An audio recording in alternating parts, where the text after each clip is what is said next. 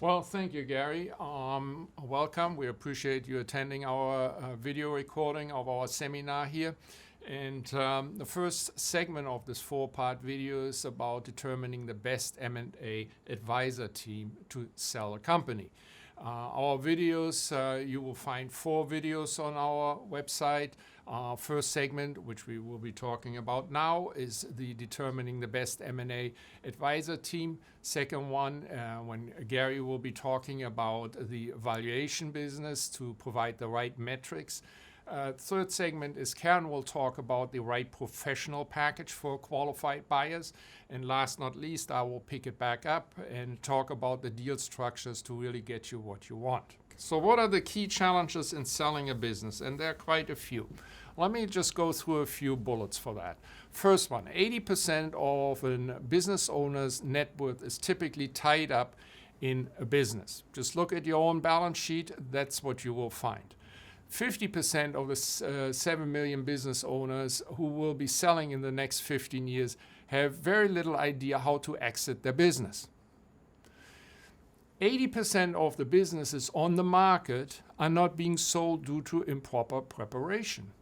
And in 75% of all the cases, it's a first-time event for a business owner. You know everything about running your business, but selling a business for just a very few among you is a first-time event. So the bottom line is you need to have the key questions being addressed in this type of a challenging environment. So what are the key questions in a sell-side campaign? How do you evaluate a business objectively? How do you arrive at the best price and terms? How do you market a business at the appropriate market, in the appropriate markets? How do you reach qualified buyers, including competitors? How do you manage a business while you're actually selling it? That's a very daunting task and very often underestimated. How do you provide information to prospective buyers without compromising confidentiality? How do you screen and pre-qualified buyers?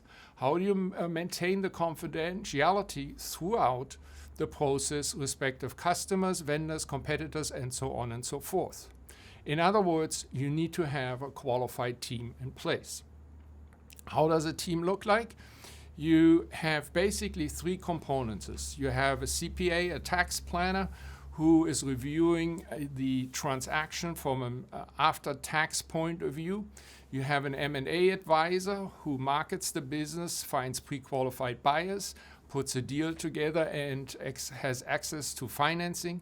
And you have a transaction attorney who ultimately is going to put a definite agreement together and protect each party against post-closing litigation. So you need to have a well-rounded team in place.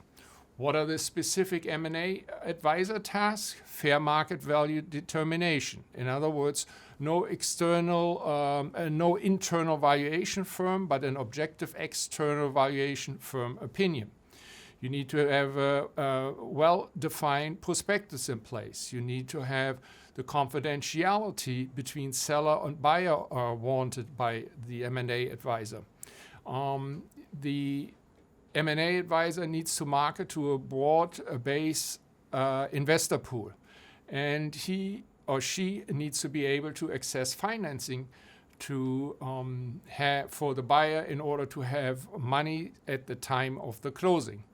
Generally, we tend to say that generalists are better than specialists, because specialists, by their very definition, narrow the bandwidth of potential buyers. More buyers is more leverage for yourself. Finally, you should have a reasonable M&A fee in place. Sometimes we hear from competitors who charge $30,000, $40,000, $50,000 of a retainer fee out of the box, and obviously that's nonsense. You should be in the same boat like your M&A advisor. It should be a success fee-driven scenario. We have put up a few quotes here about our confidential memorandum, giving you a little bit of a flair for how buyers look at what we present in terms of the information. That's very important. Now, how do we attract buyers? Very simple. We're in 35 plus industry association, chamber memberships, Geographically, we reach from Connecticut to Florida. We have an A+ Better Business Bureau rating now for over 17 years, and with over 1,000 recasting and valuations performed in the past 10 years, we are well ahead of the game. Actually, if I'm looking at these numbers, I should say it's closer to 5,000 valuations over 15 years. We have a management information system in place that's nationwide, being able to reach over 500,000 buy-side contacts. Our monthly e-newsletter goes to about 200,000 investors, and with 15 years in business and 75 years of M&A experience, we bring to you what you need as leverage in selling your business. These are some of the networks we belong to. It goes from the CIN, the North Jersey Regional, down to the Newcastle County Chamber of Commerce. There's a variety of different networking platforms our professionals attend, typically about 15 to 20 networking events each month. How do investors come to us? Good question. We use the website platforms. We advertise on 10 different websites. Unfortunately, it costs a fortune these days. We have an e-newsletter publishing with a 200,000 rotation.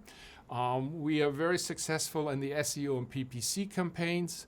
We run press activities in terms of press releases nationwide, and we do co-brokerage deals on occasion.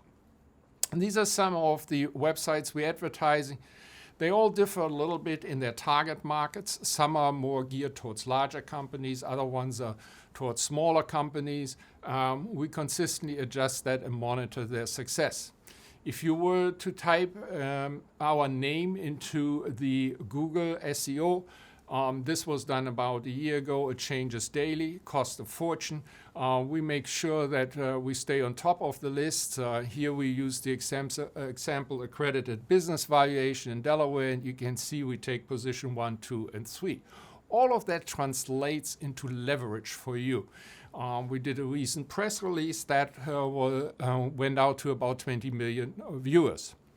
So who is a typical investor contacting us? One, private entrepreneurs looking for a new deal. When I started out 15 years ago, anybody over 50 would essentially retire. Now we have these folks coming back into the game. We have corporate retirees from Fortune 500 companies, very often sitting on a very fat 401k IRA portfolio that now can be dissolved tax-free and is available for company acquisitions. We have quite a flow of foreign investors coming to us, private equity and hedge funds. We have financial investors coming to us, competitors, as well as suppliers and customers. In any given month, we approximately talk to about 500 investor contacts. We have about 100 inquiries each month. As a matter of fact, last month the inquiry was close to 175 investors. 80% respond to specific advertising we have. The remainder ones are more generic inquiries. I'm looking to buy a business. That's particularly important because it shows in the economy that there is a willingness of investors to step up, and there's quite a bit of money on the sidelines. So our buy-side department, Karen, whom we brought on board about 5-6 years ago, is interacting with business owners when she transfers buyers. Essentially, her task these days is exclusively to pre-qualify buyers, to define buyers, and so on. That's very important because it has become an ever more difficult process these days in terms of buyers being more finicky in terms of what information they want to release, signing an NDA, and so on. A second service we provide out of our buy-side department is our quarterly reports in terms of how we are progressing on each particular engagement. So you, Mr. Seller, will know exactly at what point of time you had how many clicks, how often people looked at it, what they did, what campaigns did we do, what kind of marketing we did in terms of postal marketing, electronic market. You get a very comprehensive report. That is being sent to the business owner straight out of our buy-side department, and then our respective managing director picks up the phone and discusses such. And we also have what we call a preferred investor program. This is when an investor comes to us, not responding to a particular engagement that we have, but basically telling us they are looking for a particular company in a certain size, in that particular market segment, in a very defined geographic area. And that's when we go into a search mode and find that particular company for the investor. So how is a transaction being set up for selling a business? There are essentially 4 parts to it. The first one is what we call the valuation and preparatory. So here's where our managing director meets with the business owner, conducts a 1.5-hour operational interview, obtains all of the financial information, does the financial review, the recasting, and then we use a third party to provide valuation, draft report. That draft report gets discussed. We insert a marketability study and basically give the business owner a perspective at what price and terms the business would be sold. If that all turns out all right, then we go to the second step, which is basically the engagement. The business owner signs an engagement agreement with us. That engagement agreement spells out the terms and the deal and defines the compensation for our firm. And once that is in place, then we prepare the marketing documents consisting out of a blind profile and the confidential memorandum. All of that information needs to be signed off by the business owner before we actually go out and start working in the field. This is also a good time for the business owner to appoint the attorney and have the tax advisor review the financial structure. Third is the investor marketing.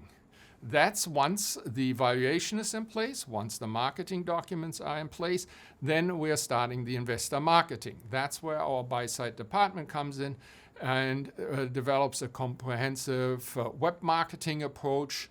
And we basically have an active and reactive marketing, the reactive being the website-based approach where we post in a non-disclosing fashion businesses on various websites, as I showed before. And whereas we then receive incoming requests, they get pre-qualified and so on and so forth. And on our active approach, we extract out of our database of 450,000 contacts specific people, specific investors whose net worth and cash position we know and who have expressed a desire to buy a business in a particular segment. And we will then contact these people by way of a letter, again, non-disclosing your identity. Last not least, we do a deal closing. That means once there is an offer to purchase in place or letter of intent being signed between buyer and seller, and the introduction has been done, obviously always with one of our managing directors, and a deal is being formulated, then we are moving into the due diligence, meaning that the buyer will review the financial and operational data of the business, and the business owner, if there's a seller note involved, will review the buyer as to its financial strength.